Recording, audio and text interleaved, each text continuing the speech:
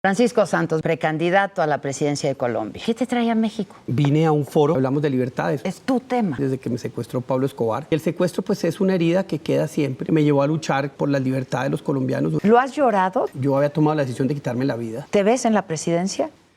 Y si no, ¿qué? Y si soy presidente, por aquí paso. Tú eras un periodista muy activo. Yo era un periodista y muy agresivo contra el narcotráfico. Yo iba con todo contra el cártel de Medellín, contra Pablo Escobar. Tu secuestro es en el 90. 8 meses encadenado a una cama. ¿Nunca te quitaban las cadenas? No, nunca. Yo miro hoy el secuestro como una etapa de mi vida en que me mostró lo fuerte que soy. ¿Cómo sales? Escobar había dado la orden de ejecutarme. ¿Y cómo se arrepintió? Sobreviví a algo que la verdad, no he debido haber sobrevivido. ¿Te llegaste a perder la fe? Le perdí el temor a la muerte. ¿Cómo fue? ¿Dónde estabas? Fue un secuestro político. Pusieron un carro adelante, uno atrás, una ametralladora. Me sacaron y asesinaron al conductor. Cuando llegué vi a un secuestrador, tenía un pasamontañas y dije, estoy frito. Estoy en manos de Pablo Escobar, ¿no? ¿Nunca tuviste miedo? Los 8 meses fueron una permanente relación con la muerte. ¿No hablabas con nadie? Yo estaba muerto, 99.99% muerto. Nada más déjame preguntar, mami. No. ¿El que te viste o el que te desviste? No, es muy sensual, ¿no? Claro. ¿Is it the time to say goodbye? No, we have 10 more. Ya, carnal. Tienes enojo, tienes rabia, tienes coraje. Mataste a tu hija. Yo te decía que me dieras un beso y no quería. Sí, porque Quítate la camisa, Joaquín. Muchas gracias, caramba. ¿Qué tal, Do you laugh at yourself? Do I? Are you shy, Sofía? How shy I am. Para conquistar a tantas mujeres en tu vida. ¿Qué hacías? Los expresidentes son como los jarritos chinos. Están muy bonitos, pero ¿qué hago con ellos? Oye, que tiene razón. Esas son viejas.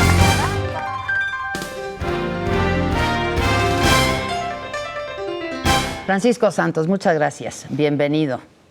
Precandidato a la presidencia de Colombia.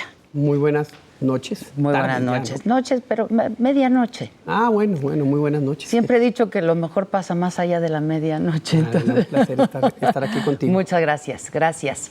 ¿Qué te trae a México? Vine a un foro que se llama, es de Universal Thinking Forums, unos foros que es el primero que se hace aquí en México, se hace en España, donde vienen personalidades de distintos temas, ciencia, tecnología, periodismo, y estuve en un foro sobre libertades con el juez Baltasar Garzón, con Joanny Sánchez, la bloguera cubana, y con José Miguel Vivanco, el director de Human Rights Watch.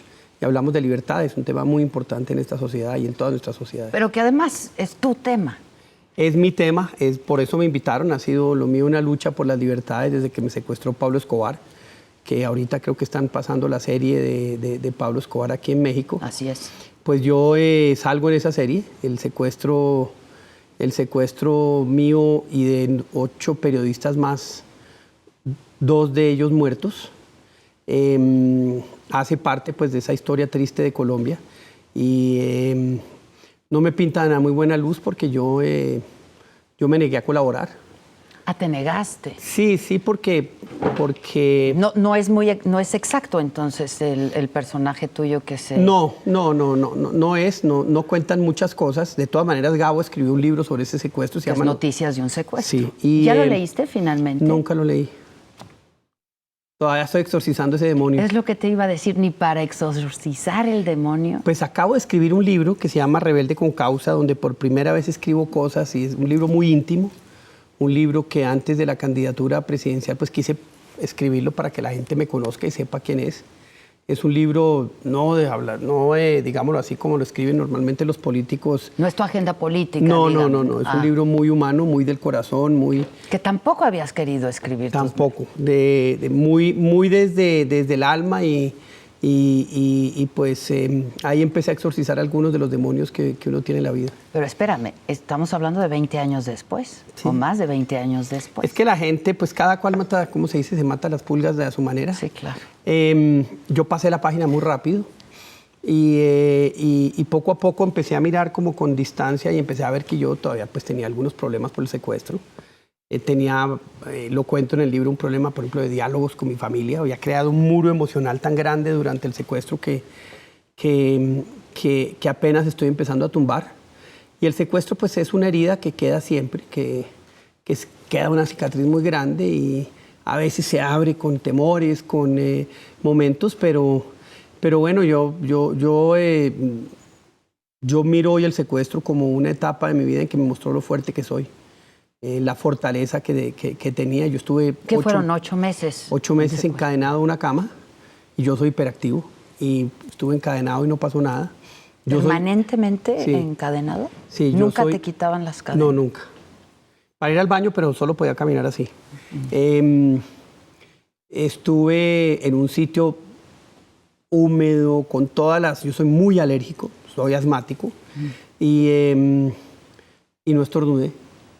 Yo hubiera estado por fuera, eso habría sido de toda clase de antihistamínicos, pero eso muestra simplemente... Un mecanismo de sobrevivencia. Exactamente, eso muestra la capacidad de adaptabilidad del ser humano a las condiciones más extremas. Yo creo que ahí por lo menos vi en carne propia por qué el Homo sapiens sapiens es, digamos, la especie mayor hoy en día en el planeta, por su facilidad de adaptarse al entorno más, digamos, el más difícil, al más extremo, y pues viéndolo con distancia, a pesar de muchos de los problemas o las consecuencias que quedan, sí me salió una fortaleza muy grande, una fortaleza de alma y de espíritu que me llevó a luchar por la libertad de los colombianos durante muchos años. Que supongo que durante todos estos 8 meses en cautiverio pasas por distintas etapas, ¿no, Francisco? Pues no, a mí no, porque yo estaba muerto. Es más, cuando estuve en la radio hace poco, entrevisté a uno de los sicarios que fue el que me secuestró. Y cuando entré a la cárcel a entrevistarlo, él ya lleva 20 y pucho de años pagando por sus crímenes, 21 años. Me dijo, uy, doctor Santos, estoy viendo un fantasma. Le digo, ¿por qué? Popeye, así le decían a él. Entre otras, el único que sobrevivió de todo el cártel de Medellín es él. Y me dice, porque es que cuando lo secuestramos a usted estaba 99.99% muerto. Y cuando yo supe que estaba en manos de Escobar, que fue en la primera hora, dije, estoy muerto. No hay nada que hacer. ¿Cómo fue? ¿Dónde estabas? Entiendo que traías un conductor. Sí, iba en un carro, me cerraron, me pusieron un carro adelante, uno atrás, una ametralladora. Abrí la puerta, me sacaron y asesinaron al conductor. Y pues me metieron, media hora después dieron vueltas por la ciudad, me metieron en una casa, yo no sé, como en un cuartico muy pequeño.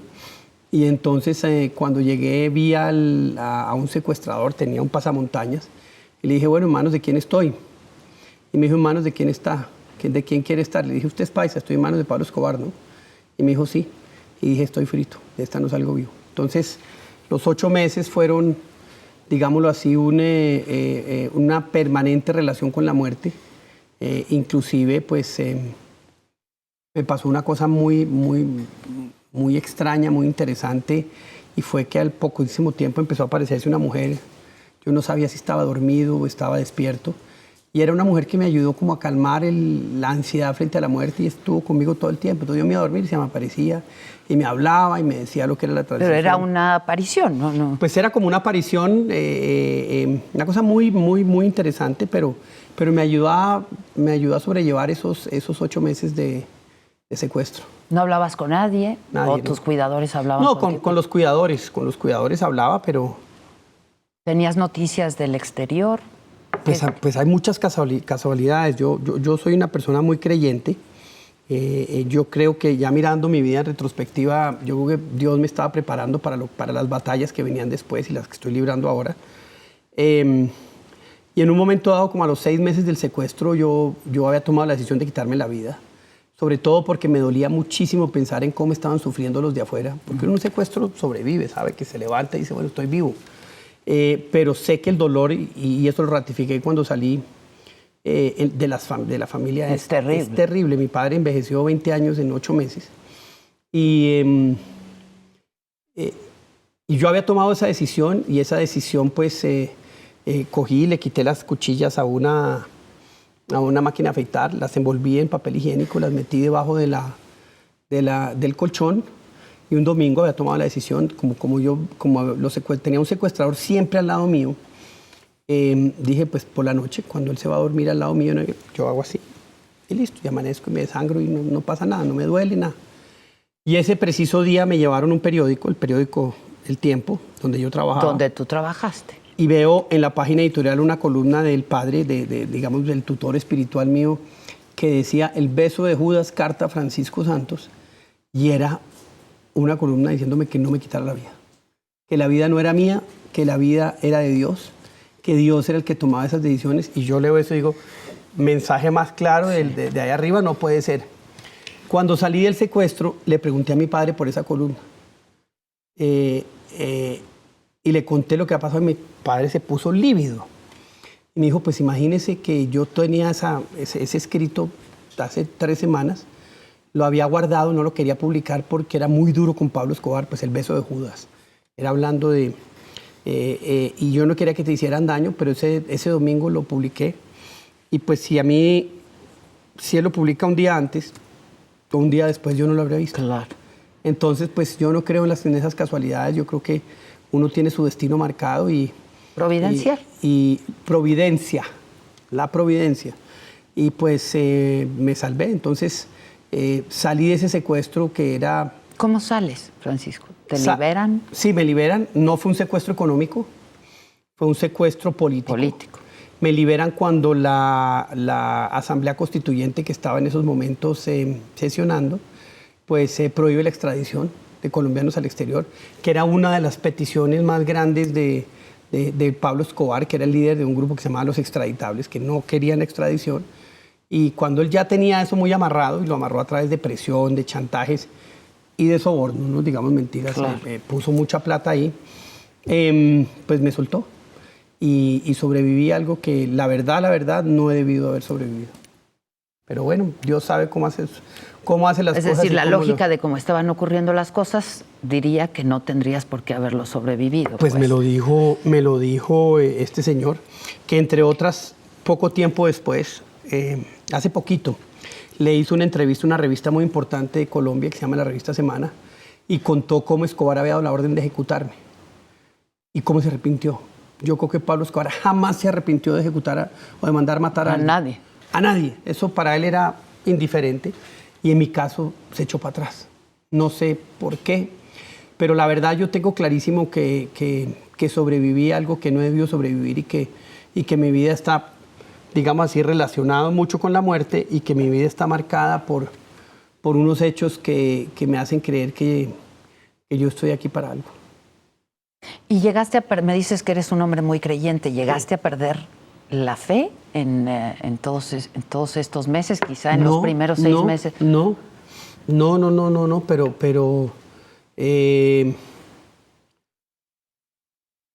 pero pues le perdí el temor a la muerte, que era un tema, pues era el momento más difícil del narcotráfico en Colombia. Que tú eras un periodista muy activo en eso. Sí, yo era un periodista muy agresivo contra el narcotráfico. Yo escribía una columna semanal y yo iba con todo contra el cártel de Medellín, contra Pablo Escobar, contra el narcoterrorismo. Yo era quizás el más vociferante en ese sentido en contra de los narcotraficantes. Y a favor de la extradición. Sí, yo era totalmente a favor de la extradición. Y pues imagínate, pocos meses antes, con bombas en los centros comerciales, con una acción terrorista brutal. Yo creo que en México vivió en partes del país algo parecido, pero aquí eran las 2 principales ciudades. Se sigue Medellín padeciendo, de hecho. Sigue padeciéndolo de una manera un poco distinta, pero yo recuerdo en ese entorno y un día tuvimos una comida de familia y yo le digo, bueno, ¿cuándo nos va a tocar a nosotros? Yo sabía que algo nos tenía que pasar por lo que significábamos. Y pocos meses después el esposo de mi hermana muere en el avión de Avianca, que le puso una bomba a Pablo Escobar. Y 6 meses después estaba yo secuestrado. Entonces, pues, no es que sea uno profeta, pero era algo absolutamente evidente que a la familia Santos y que pues al periódico El Tiempo, Pablo Escobar no le iba a dejar indemne en su lucha contra la extradición y en su batalla terrorista contra el Estado. ¿El periódico era de la familia? Se vendió hace poco a un grupo económico. Pero durante años fue de la familia Santos. Desde el año 1913 hasta el año 2007, y ya la familia en el 2009, 2010 se retiró totalmente. Tu secuestro es en el 90. En el 19 de septiembre del año 90. Del 90.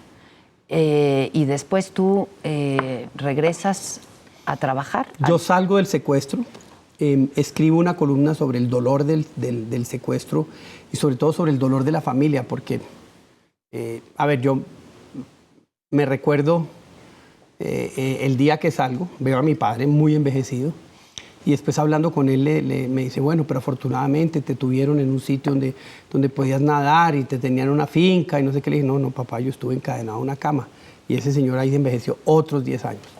El dolor de la mujer, un dolor muy intenso, con 2 hijitos pequeños. Entonces el secuestro es un delito que corroe profundamente la sociedad, el entorno social del secuestrado.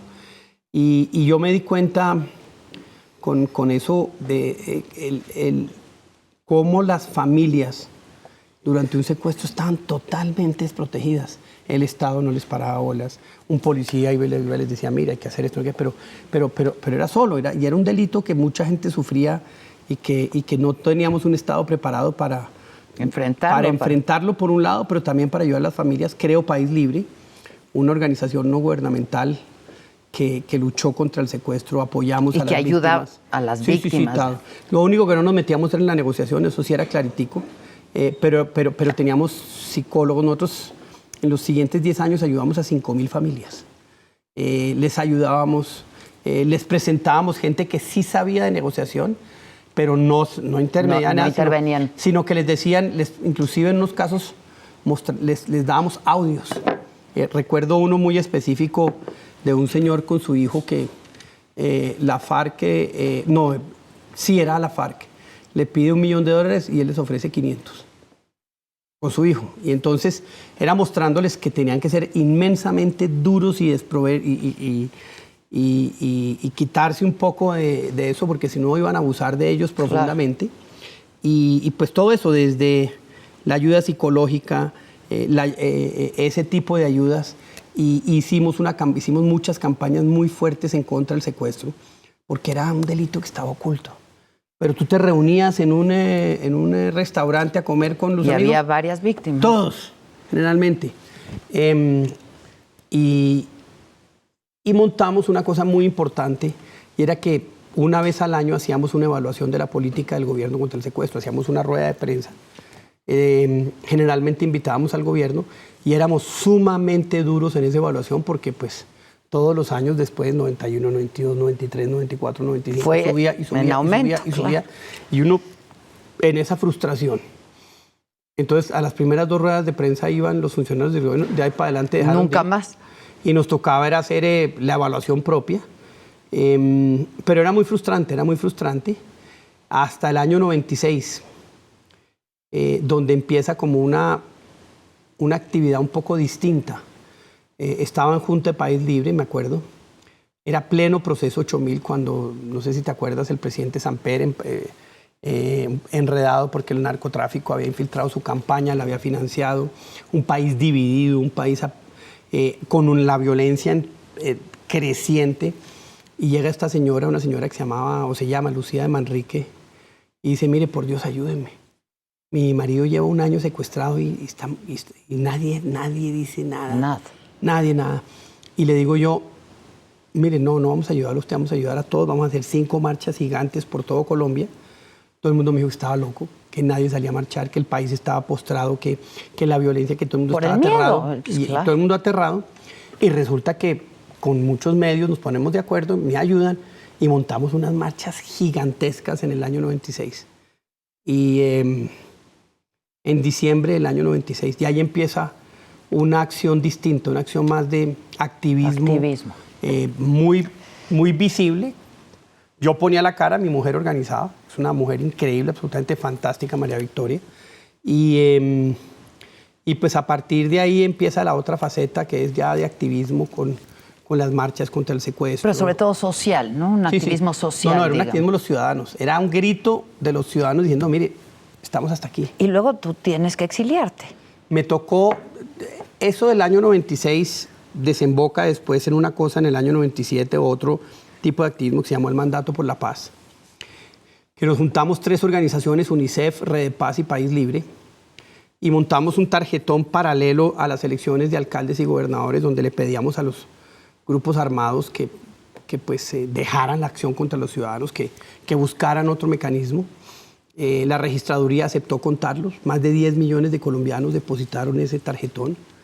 Eso tuvo un impacto y pues ya dije, bueno, yo creo que ya hicimos lo suficiente, vamos a ver qué pasa. Y pocos meses después, en el año 1998, pasa algo que yo creo que no ha pasado en ninguna parte del mundo. Secuestraron una iglesia. La iglesia de la María en Cali, estaban los feligreses rezando, 140. Llegó un grupo guerrillero, los montó en los buses y se lo llevó. Un acto que nos dejó a todos absolutamente aterrados. Y ahí volvimos a iniciar unas marchas que ya eran mucho más confrontadoras contra la guerrilla, contra los paramilitares, que eran las marchas que las llamamos del marcha del no más, y el logo era no más, no más. Nuevamente los medios nos ayudaron muchísimo. Hicimos un comercial espectacular donde mostrábamos las marchas en España por la muerte de un concejal, allá el concejal de Erma, que se llamaba Miguel Ángel Blanco, donde marcharon millones de españoles. Y sacamos un comercial que decía, en España matan a uno y millones se movilizan. En Colombia matan miles y nadie dice nada. Y eso tocó una fibra y empezó la gente a marchar y a marchar. Y se organizaban marchas casi que de manera espontánea, hasta que organizamos una en octubre muy grande por todo el país. Más de 12 millones de personas salieron a la calle y la FARC ahí dijo, este señor hay que matarlo porque nos está confrontando ya de una manera tan directa que pues interrumpe nuestro proyecto político de toma del poder. ¿Y recibes amenazas directas? Recibo amenazas. No recibo amenazas. Llega el general Naranjo, que era el director de inteligencia de la policía, y me siente y me dice, mire, este es un mensaje que le manda a usted la CIA. La CIA, por ley, cuando se entera de un atentado o de algo que van a hacer contra un ciudadano, tiene que contarle. Le reporta. Ellos habían infiltrado a la FARC, lo tenían infiltrada, y pues el infiltrado se encontró con que armaron el plan para asesinarme, contrataron la gente y me dijo, lo van a asesinar. Y nuevamente me salvo por gracia de Dios, porque tomo una decisión que jamás había tomado y me salvé por minutos. Y ahí es cuando me voy, me tengo que ir de Colombia y me voy a vivir a España. Sí, y vivo en España 2 años. 2 años. Los 2 más felices de mi vida. Y en todo este tiempo, ¿nunca tuviste miedo de que te volviera a poder ocurrir lo que ya te había ocurrido? No, yo tenía muy claro que un secuestro no me volvía a pasar, que yo me hacía matar. Y si me van a tratar de llevar, no me llevan vivo, o sea, a mí me matan. Yo tengo claro que no me dejo secuestrar nunca jamás. Pero también tengo muy claro que si pasa, pues pasó. El miedo se perdió con el secuestro, el miedo se perdió con todos esos 8 meses en los que yo tuve la absoluta claridad de que morirse finalmente es el final de la vida y uno vive toda su vida para llegar a ese momento. Y me preparé, entonces miedo no tuve y por eso pues no me preocupa en lo absoluto, no es algo que ahorita a mí me tenga, ni entonces ni ahora siquiera se me pase por la cabeza. Varias cosas que has dicho que me gustaría retomar. Una, que en esta organización no gubernamental que creas daban apoyo tanto psicológico a las víctimas y de asesoría, etcétera, cosa que tú nunca has tomado. Nunca. Sí. ¿Es un miedo a enfrentar esta realidad que debe ser dolorosísima? Pues no sé, no sé. No sé.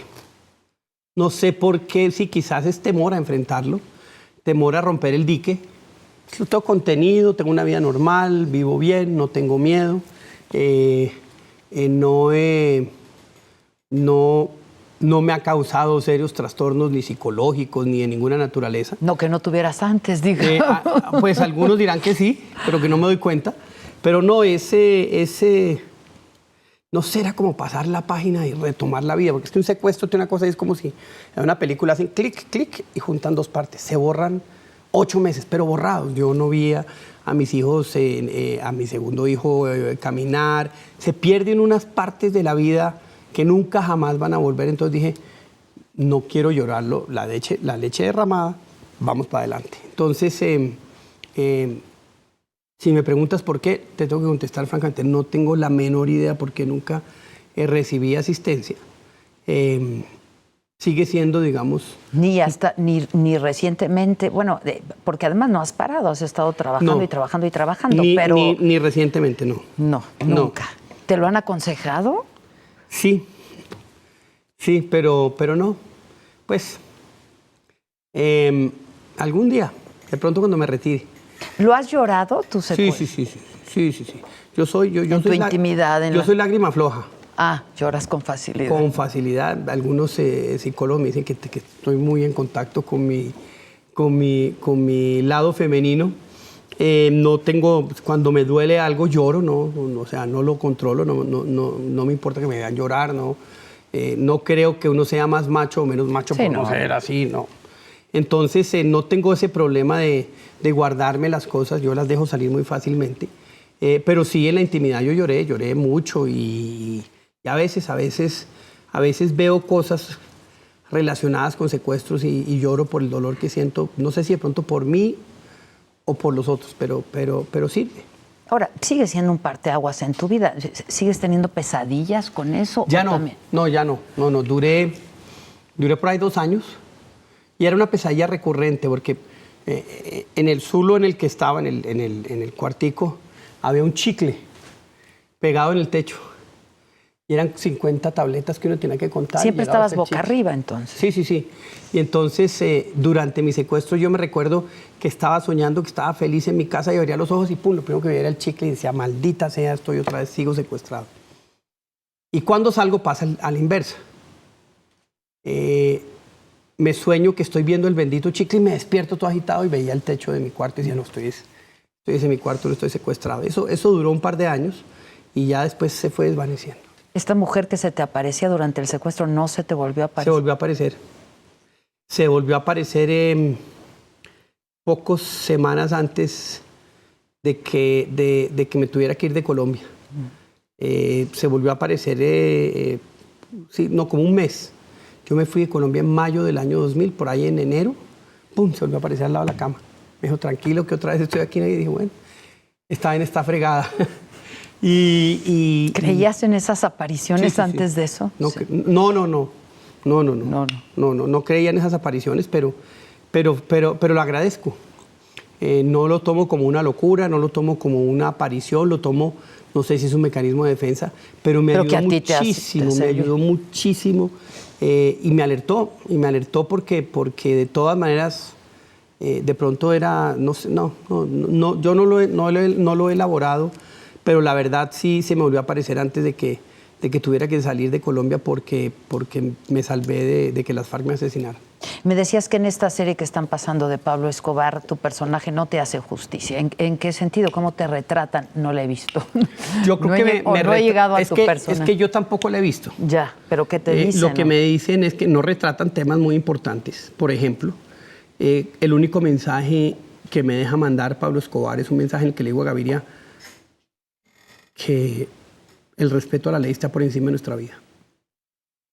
Le digo, y le repito, le digo, mire, usted acaba de ser posesionado como presidente, no se le olvide que su función principal es hacer respetar la ley y la Constitución. Eso es lo más importante. Y después le digo, bueno, si puede hacer algo por salvarnos, listo, pero no se le olvide, la ley y la Constitución están por encima de nuestras vidas. Entonces, eso es un acto, además uno en manos de semejante diablo. Era un acto de valor muy, muy grande, del que me enorgullezco, entre otras. Ahí muestra uno la casta como los toros.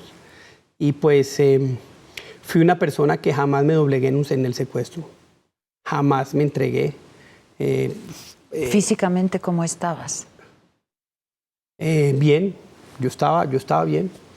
Me daban de comer bien. Normalmente Normalmente... Se meten unos bichitos. Sí, sí, sí. Normalmente me daban mucha de la comida de Antioquia, que son frijoles. Entonces, sin hacer ejercicio, coma frijoles. Y me alcancé, no me adelgacé porque no podía hacer ejercicio. No podía mover. Pero bien, pero en general bien. En general lo resistí bastante bien para hacer una condición tan compleja y tan difícil. Y eso no, te dicen que eso no aparece en la historia. Pues es que no lo he visto, pero aparece como si fuera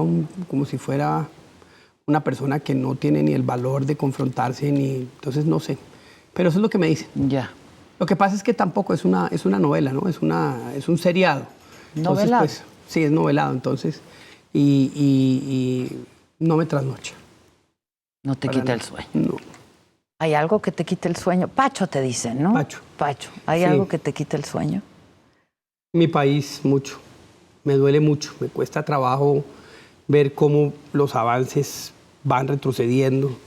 Me duele mucho ver la posibilidad de tener un país absolutamente fantástico y que el desperdicio y el mal gobierno genere otra vez dificultades enormes. Eso me quita el sueño. ¿Es mucha tu cercanía con México? ¿Conoces lo que está pasando en México? ¿Qué le ves de parecido ahora que decías al el general Naranjo, que pues fue traído por el actual presidente Peña como asesor externo por lo que está ocurriendo aquí? ¿Estás familiarizado con todo eso? Sí, conozco un poco lo que pasó. Tengo claro que el presidente Calderón enfrentó el narcotráfico de manera muy vigorosa, pero que no están preparados. Y no están preparados un poco porque antes el narcotráfico se enfrentaba un poquitico de hagámonos pasito. Un tema de controlar la violencia, que normalmente es, digamos, una política aceptable para minimizar los daños colaterales del narcotráfico. Digamos, es una política realista, pero equivocada.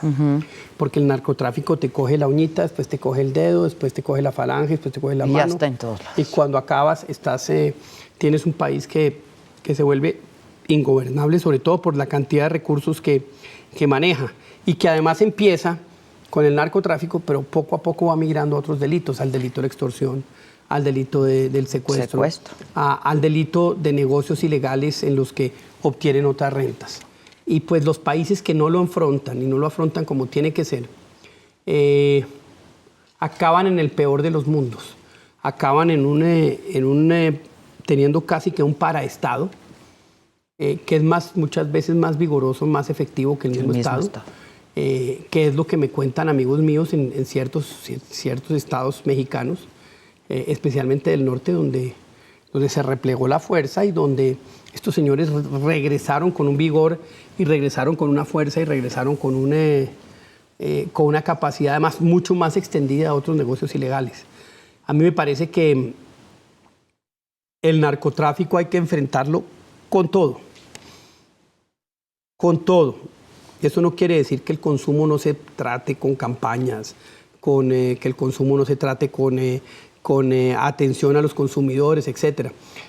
Pero el narcotráfico hay que combatirlo con absolutamente todo el vigor posible, si no se te come la sociedad. ¿La legalización?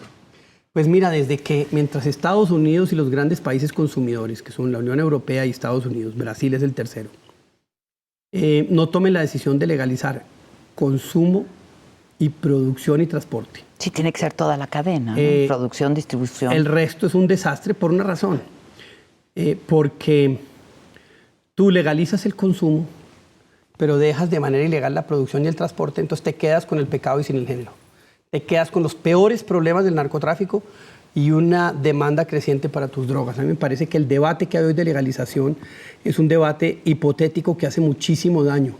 El día que legalicen el consumo de coca, pongámosle, en Estados Unidos, allá va a haber un gran negocio que se queda allá y nosotros nos quedamos con los muertos. Es el peor de los mundos. Ya. Ahora, un periodista, luego un activista social por lo que le toca vivir y luego metido en la política. Por casualidad. ¿Te dirías que eres un político profesional? Bueno, ya tienes que serlo, ¿no? Después de algunos años de haber sido vicepresidente de tu país en 2 administraciones con el presidente Uribe, pues ya te has ido profesionalizando, supongo, pues, a pesar del desprestigio que tienen los políticos. Pues a ver, No soy un político profesional, no soy. Llegué por casualidad, no era mi intención. Mi intención ¿Lo nunca buscaste, fue... te invitaron?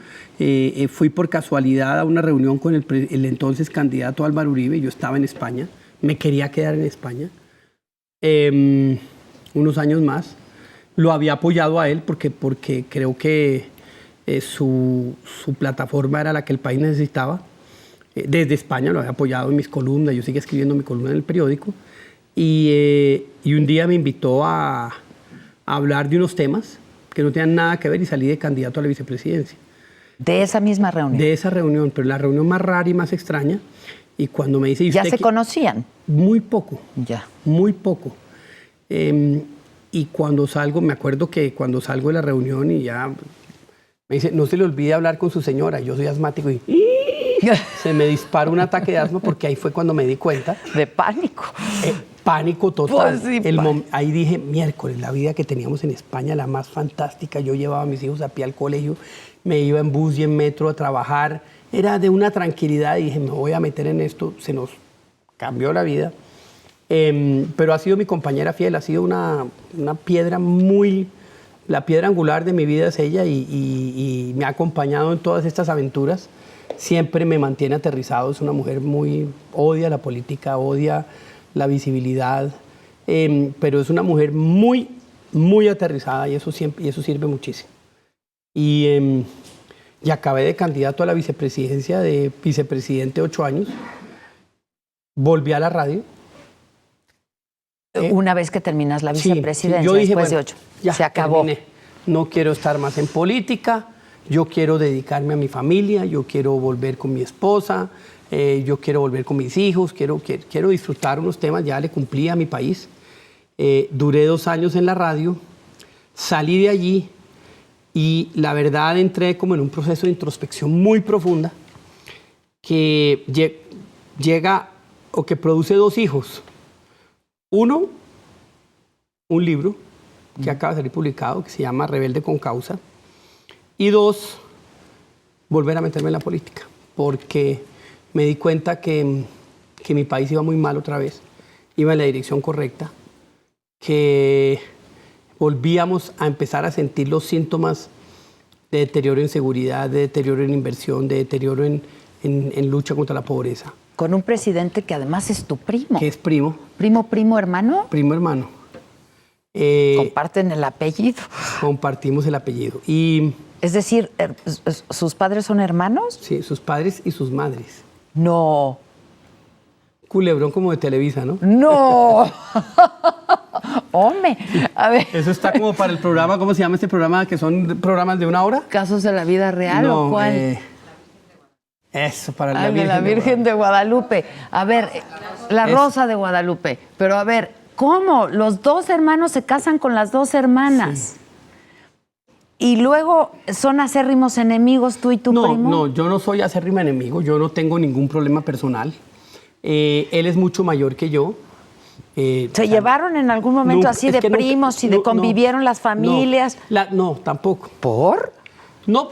Hermanos y hermanas, pues convivían. El domingo familiar. Bueno, ellos eran mucho mayores que yo, entonces yo era de los pequeños de mi familia, ellos son mucho mayores, entonces yo no tuve esa convivencia. Mis hermanos sí, mis hermanos mayores sí. Okay. Sí tuvieron esa convivencia porque sí habían digámoslo así, edades compartidas. Mi hermano estudió con él en la universidad en Estados Unidos. En fin, sí se llevan. Yo no, pero lo mío no es un tema de familia, no es un tema de apellidos, eso es una casualidad. El tema mío es una mirada y una visión de país totalmente distinta a la del actual presidente. Y ahora, ¿trabajaron juntos en el gabinete? Él fue ministro de la Defensa. De la Defensa, sí. Claro. Él fue ministro de la Defensa. ¿Y ahí qué? No, trabajamos bien, trabajamos muy bien, no trabajamos pues como un gabinete. El presidente Uribe hacía muy buen equipo, hacía muy buenos equipos. Obviamente el presidente Uribe su tema era la seguridad, entonces él hacía un micromanejo a eso muy grande. ¿Cómo fue el actual presidente Santos como secretario de la Defensa? Pues mire, lo primero es que fue una sorpresa que llegara al ministerio porque él era muy antiuribista al principio del gobierno y antes de que llegáramos. Pero acérrimo enemigo nuestro y pronto se voltea. y acaba de ministro de la Defensa y yo, y esto es tan raro. ¿Por qué fue?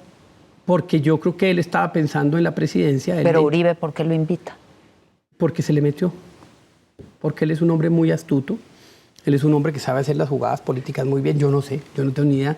Yo de política no sé que si hago esto, pasa esto. No tengo ni idea. La grilla, le decimos. Yo la grilla no tengo ni idea. Yo soy de corazón, yo soy de convicciones, yo soy distinto en ese sentido. Por eso te digo que no soy un Pero político profesional. algo bueno vio en Santos el presidente Uribe para desempeñar esa chamba, justamente esa chamba. Pues ¿no? yo creo que le vio algo muy bueno.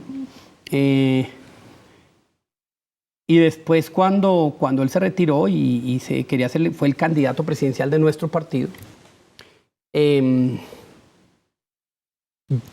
se lanzó con nuestras ideas.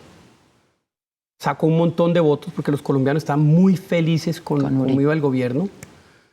Y el día que se inauguró, que se posesionó, dio un giro de 180 grados y fue para otro lado. Entonces nosotros decíamos, pero este señor no dijo que iba a hacer esto y que iba a hacer esto. Hizo exactamente lo contrario. Ahí es donde hay una ruptura política. Se lleva el partido con él. Nosotros quedamos sin partido. Estamos creando un partido. Los uribistas. Nuevo. El uribismo puro y duro se queda sin partido. No tenemos partido ahorita, lo estamos construyendo. Que es el Unión Centro Democrático. El Centro Democrático, Uribe Centro Democrático. ¿Y por qué Uribe? Porque no tenemos tiempo de posicionar un nombre de un partido, pero el nombre de Uribe ya lo conoce todo el mundo. Entonces, por eso le pusimos ese nombre. Eso finalmente acabará siendo un UCD como el partido español de la transición. Y pues estamos ahorita en plena campaña. El presidente Uribe se lanza al Senado, va a barrer, va a sacar un montón de votos porque es un hombre inmensamente popular. Y nosotros vamos a tener la presidencia el próximo año. Que son 4 los precandidatos. Quedamos solo 3. Ya quedan solamente 3. ¿Cómo se va a definir la candidatura? En una primaria. El próximo año hay 3 elecciones. Está en marzo las elecciones para el Parlamento y ahí se pueden hacer primarias. Entonces ahí vamos a hacer una primaria. En mayo la primera vuelta presidencial y en junio la segunda vuelta presidencial. Entonces en mayo queda el candidato y de mayo a junio, y de marzo a mayo hacemos campaña ya el que gana. Ya. ¿Qué posibilidades reales tienes? Porque todos son finalmente los 3 son uribistas. Pero muchas. Pero la decisión de Uribe cuenta, pues debe contar. No, porque él no quiso intervenir. Él dijo, lúchenla, el que la gane tiene mi bendición. Ha sido en eso muy democrático y pues la estamos luchando y vamos bien. Los colombianos me reconocen a mí como el sucesor, el verdadero sucesor de Uribe, 8 años al lado de él como claro, eso te ayuda mucho, además la exposición que tuviste muchísimo como vicepresidente. Entonces pues yo creo que eso ha sido una gran ventaja y estamos aprovechando esa cercanía, esa conexión para ganar esta candidatura y ganar la presidencia el próximo año. En caso de que te quedaras tú como candidato de este partido, ¿sería Santos contra Santos? Sería Santos contra Pacho. Santos él contra Pacho tú. ¿Santos ha definido si va a buscar la reelección? Todavía no, define en noviembre. Que mucho entiendo tendrá que ver su reelección o no con las negociaciones de paz con las FARC, ¿no? Cosa que tú has criticado muchísimo, además. Sí, yo no sé si sea eso, te soy sincero, no sé. Bueno, es que si le sale bien. Pero es que no puede salir bien porque la FARC lo único que quiere es pasar del monte al Congreso.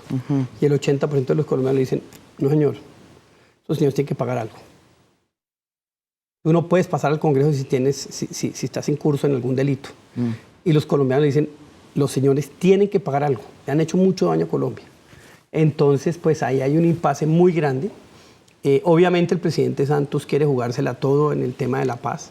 Yo siento que es un riesgo enorme.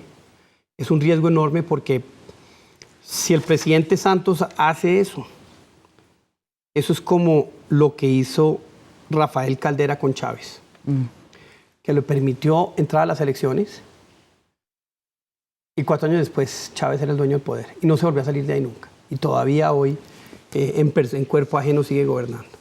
Ese es el plan de las FARC. Aterrizar en el Congreso con una plataforma inmensamente populista. ¿Y eternizar a Santos? No, hacerse elegir y después quedarse en el poder. La FARC no le interesa la democracia. La FARC es una organización estalinista. Su origen es la Guerra Fría. Todavía son los últimos estalinistas del mundo. Los últimos, no queda ninguno más.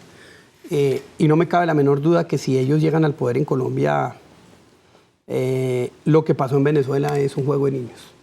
Ahí vendría un tema mucho más complejo y mucho más profundo. Se parecería mucho más, yo diría, a Cuba o a la antigua Unión Soviética que a cualquier otro sistema político. Incluso que Venezuela, hay mucha cercanía ahora de Colombia con Venezuela, digamos de Santos con Maduro. Sí, empezó con Chávez por una razón, porque le dijo ayúdame a hacer la paz. Y Chávez, que no es ningún bobo, le dijo a los de la FARC, muchachos, miren lo que yo hice. Yo gané diciendo que yo no iba a cambiar nada, yo gané diciendo esto, ustedes hagan lo mismo y quédense con el poder y se vuelven eternos aquí. Y la FARC lo entendió. Entonces están en la misma cama. Las FARC y Venezuela, el gobierno de Venezuela, los venezolanos no, porque la mitad de los venezolanos no quieren o más este gobierno, su gobierno que está destruyendo su economía, su sociedad y es un país inmensamente inseguro. Y es bastante impopular, ¿no? De acuerdo a algunas encuestas, el presidente Santos. Es inmenso. Mire, apenas el 17% de los colombianos lo quieren reelecto. El 17%. El 83% de los colombianos dicen, mire, ya suficiente con 4 años. Va a ser muy difícil que salga de ese hueco. Pero él es un hombre muy astuto, con un grado de soberbia muy grande y yo creo que él piensa que puede voltear las cosas. Esperemos a ver. Ahora, sí, te empieza a ver como un competidor muchísimo, real, ¿no? Porque muchísimo. Ya hasta se burlas de ti, ¿no? Mucho. Te dicen diminutivo, los diminutivos no nos gustan. Pues fíjate, verás que a mí cuando yo recorro los pueblos, la gente me dice Don Pachito. Pachito. Don Pachito. Don Pachito. Y eso es una cercanía. La gente muestra con eso cariño y cercanía, que es lo que yo soy. Yo soy un hombre de mucho carisma, me acerco muy fácilmente a la gente. Me gusta hablar con ellos, me gusta ponerme en sus zapatos, me gusta oírles sus cuitas, escuchar sus problemas, sentarme. No es el presidente Santos, que es imperial, eso parece Napoleón. ¿Un autoritario, dirías? No, es un emperador. Yo soy mucho más cercano al pueblo y mucho más cercano a la gente. Y eso la gente lo nota y la gente sabe que hay una profunda diferencia. Entonces no solo va a ser una inmensa diferencia ideológica, sino que va a ser una inmensa diferencia de estilo. Ahora, supongo que si no quedas como el candidato del partido, apoyarás a quien quede. Totalmente, porque yo soy un Hay un acuerdo entre ustedes tres, supongo. Hay un acuerdo, pero además a mí lo que me interesa es el proyecto colectivo. El Centro Democrático es el dique de contención al neopopulismo autoritario del vecino país. Nosotros somos los únicos que podemos parar que se nos contagie esa enfermedad. Ya contagió a Argentina. Sería un eje, ¿no? No, ya contagió a Argentina, ya contagió a Ecuador, ya contagió a Bolivia, ya contagió... y el país fundamental para contagiar por parte de esa epidemia autoritaria es Colombia. Y el dique de contención somos nosotros. Entonces, yo no estoy aquí por mí. El tema no es un tema de ambición personal. Estoy sometiéndome a inmensos riesgos jurídicos, riesgos físicos, patrimoniales, todo. ¿Te gustó el poder cuando fuiste vicepresidente? Me pareció útil, pero no es una cosa que yo puedo vivir sin él. Pero perfectamente. Pero tengo clarísimo que dentro del uribismo el personaje con mayor afinidad con los colombianos soy yo. Y que este proyecto pues pasa por ahí. ¿Te acuerdas la liberación de Ingrid Betancourt? Sí. Ahí Chávez tuvo mucho que ver. No, eso fue... No, esa liberación fue una... Yo entrevisté a Ingrid. Pero eso fue un engaño increíble que le hizo el gobierno a la FARC. Ellos pensaron que era un traslado, es una operación de inteligencia única. Y los israelitas han hecho una operación de esa envergadura. Y esa le tocó al presidente Santos. Exacto, él era el ministro de Defensa. Él era el ministro de la Defensa y pues el presidente Uribe le dio todos los créditos. ¿La hizo él? La hizo el ejército, un ejército que nosotros transformamos. pero él obviamente pues es el que era el ministro, entonces ahí tiene él mucho que ver. Ya. Pero lo que uno no entiende es que 8 años de inmenso sacrificio, llenos de muertos, para devolverle al país la seguridad. La gente feliz porque la seguridad venía creciendo y creciendo. La FARC ya estaba como un boxeador groggy, eso cuando están así bajan los brazos, y en vez del presidente Santos tan y a la lona, Rematar. se voltea, se va para su rincón y le dice, cojan aire. Cogieron aire político, cogieron aire internacional, cogieron aire militar, y eso es un error inmenso. ¿Quién sabe cuánto tiempo nos va a costar otra vez llevarlos a esas condiciones en las que los teníamos? Y si ganas la presidencia, ¿qué vas a hacer? ¿Qué es lo primero que harías? Bueno, lo primero es asumir de nuevo la política de seguridad en toda su integralidad, la que desmontó el presidente Santos, que es una política que requiere cooperación de los ciudadanos muy agresiva, recompensas muy agresivas, control territorial. La presencia de la fuerza pública en el territorio es un disuasivo gigante, entonces necesitas tú un tema de presencia permanente en un país tan grande como Colombia, con selvas, etc. Y a la FARC, si siguen en proceso de paz, le digo, bueno, señores, si ustedes quieren hacer la paz, tienen que pasar por la cárcel. ¿Están listos a hacerlo, sí o no? No. Hasta luego, señores. ¿Invitarías a Uribe? Ah, totalmente. Totalmente. ¿A que fuera tú? Sí, mire, yo sería el más feliz diciéndole sea mi ministro de la Defensa. Sería el mejor ministro de la Defensa que puede tener el país. Pero él va a ser senador, entonces lo voy a tener, voy a trabajar así. Pero esto es parte de un proyecto con unas ideas muy claras y la idea es seguridad. Sin seguridad no hay nada. Eso es absolutamente claro. Entonces la seguridad tiene que ser un bien supremo de la sociedad, con libertades. Por eso la llamamos seguridad democrática. Después, un sector privado muy vibrante, muy creciente y con mucha fuerza. Si tú tienes esas dos y tienes crecimiento económico, tú recibes muchísimos más impuestos que nos pasó a nosotros. Nosotros en el 2002 recibíamos 22 billones de pesos de impuestos. 8 años después lo habíamos cuadruplicado o triplicado. Todo ese dinero se iba en programas sociales, que es la otra pata de ese triángulo. Y por eso... Todo eso se ha ido perdiendo. Se ha ido perdiendo. Totalmente. ¿Te ves en la presidencia? Sí. Yo creo que No quiero hacer esta pregunta, pero la tengo que hacer. Y si no, ¿qué? ¿Regresas a lo que también es tuyo, que es el periodismo? No tengo ni idea, no tengo plan B. Ni B. te lo planteas. Ni me lo planteo, y si no, me reinvento. Yo no tengo problema en reinventar. Además, eres muy joven. Tengo 52 años. Sí, eres un hombre muy joven. Entonces, con una vida intensa. Entonces no tengo ningún problema. Eres adicto al BlackBerry, ¿verdad? No, ahora soy, ya el BlackBerry no. Ah, ya eres WhatsApp. Bueno, pero es lo mismo, a los aparatejos estos. ¿Tienes Twitter? Tengo Twitter y tengo 250,000 seguidores en Twitter. Ya. Bueno, pues yo quiero agradecerte mucho. Se nos acaba el tiempo. Qué cosa tan rápida. Sí, es una cosa muy rápida, pero a lo mejor tendrías que proponerte, pues leer noticias de un secuestro.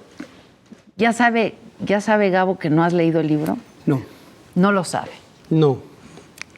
¿Lo conoces? Sí, a Gabo una vez nos estábamos tomando unos tragos y me dijo, camine, buscamos su casa, donde estuve secuestrado. Y me fui con él, porque él sí me entrevistó mucho para el libro. Ah, ya. Mucho. ¿Y le encontraste la casa? No, ¿Regresaste? No estábamos así como en condiciones para. La buscaron, pero no la encontraron. No. Pues es una asignatura pendiente. ¿Dices algún día he de leer el libro? ¿Algún día he de...? No. No, tampoco me trasnocho. Me gustaría que me mandaras el libro, si se puede. No sé si está en venta en México. Sí, claro. Ah, pues entonces lo mando. compraré.